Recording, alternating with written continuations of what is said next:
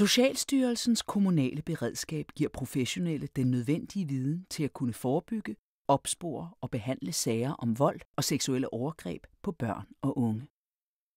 Formålet er absolut godt, men den praktiske udførsel kommer ikke af sig selv. Det er en løbende udfordring at sikre, at beredskabet er kendt og anvendt af kommunens ledere og medarbejdere. Sofie har fortalt sin yndlingspædagog Jens, at hun er ked af noget hjemme i familien.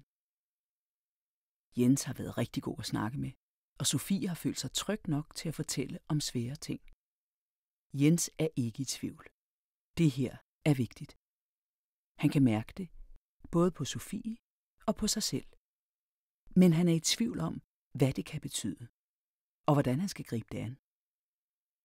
Der findes faktisk et kommunalt beredskab, men det er Jens ikke klar over. Som voksne fagpersoner har vi et særligt ansvar over for de børn og unge, vi arbejder med. Det kommunale beredskab skal give os viden til at kunne se og handle.